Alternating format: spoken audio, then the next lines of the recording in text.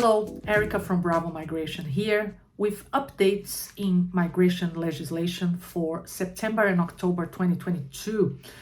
It is the 11th of November 2022 today as I record this, and it's Bravo Migration's 14th birthday, anniversary, whatever you want to call it. We're so happy to have been able to help people over 14 years, and we worked on over 7,000 visa applications in this period, becoming one of the long-lasting, most experienced migration firms in Australia. So we want to thank you for watching all the content we put out there.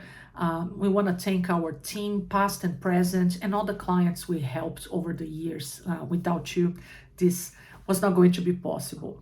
In terms of what has been happening September and October, if you follow our videos, you will remember that we had several budget announcements in this calendar year in Australia. We had the previous government, the Liberal Party, announcing a budget in March because we had an election in May. Everything they announced there in terms of migration, most of it was thrown out of the window because they lost the election in May and the new government started with the Labour Party. They have made some announcements in May in relation to increasing the number of visa places for permanent visas in Australia for the financial year that started on the 1st of July 2022. And they also announced millions of dollars of investment in the Department of Home Affairs to help process the visa backlog that we've had for a couple of years there now. Since the pandemic hit, things got really slow.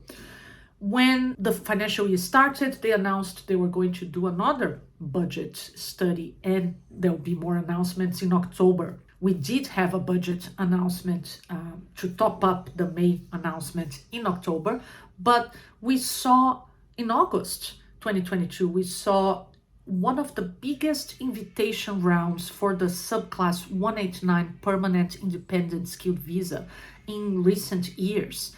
All of a sudden, on the same day, the government invited more than 12,000 people to apply for the 189 permanent visa. This is a points-tested visa that requires an invitation from Skill Select.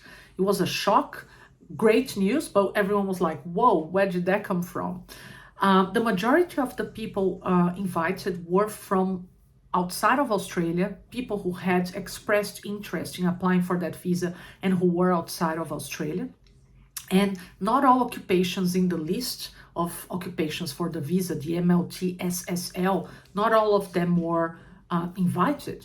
So we're like, wow, okay. They used up pretty much all the allocation of visas that the previous government had announced. In October, early October, we had another round of invitations, another 11,000 plus people invited. Again, most people outside of Australia, but not in all occupations. By the end of October, the new budget was announced, and they said they had allocated 32,000 places for the 189 visa. So this means that there's around 8,000 places left to be used all the way up to 30th of June 2023. This is amazing news. Finally, the 189 visa is moving after years and years of the Liberal government driving it down. This is a visa that doesn't require a job offer. People can come and live anywhere in Australia. So the previous government really didn't want to encourage this visa, and they wanted to phase it out, really. Now, with this huge skill shortage we have in Australia, there's, a need for people to work in all kinds of occupations and professions. The current government's desperate to bring people into Australia as soon as possible.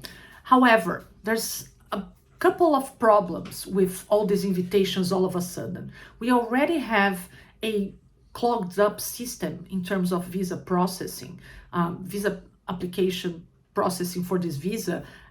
If you look at the estimated processing times in the Department of Home Affairs website, it says 45 months. That's almost 4 years for the visa to be processed after you have been invited and lodged your visa application.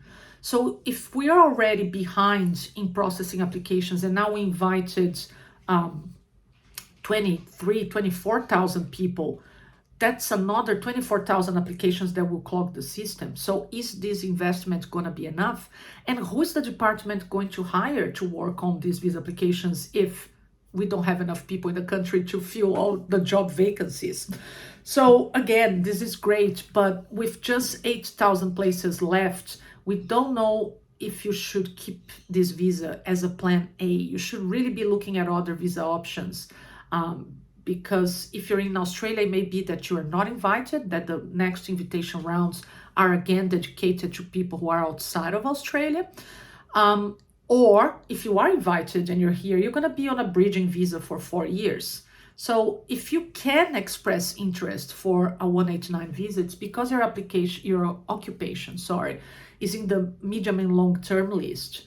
And in most cases, that occupation may also be in the list for the 186 permanent employer visa. So if you're here and you have a skill, chances are, at the moment with the job market the way it is, chances are that you are working in your occupation. So maybe consider approaching your employer and discussing this other visa via the direct entry even.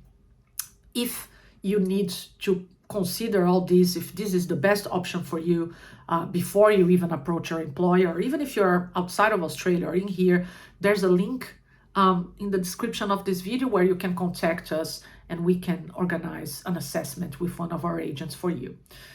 So yeah, lots happening in the 189 visa realm, but there's also lots happening when it comes to sponsorship visas. We saw maybe because of the investment in hiring people to process the backlog of visas, but we finally are seeing applications that were sitting there for a while moving and being approved. And in the beginning of November, the government released an order of consideration of visa applications involving the sponsorship visa. What does that mean? This means that there'll be a priority set in terms of who gets processed first, in which order your visa application will be processed. So priority is being given for sponsorship visas for people in the healthcare and teaching industries. So doctors, nurses, early childhood teachers, secondary teachers, and so on.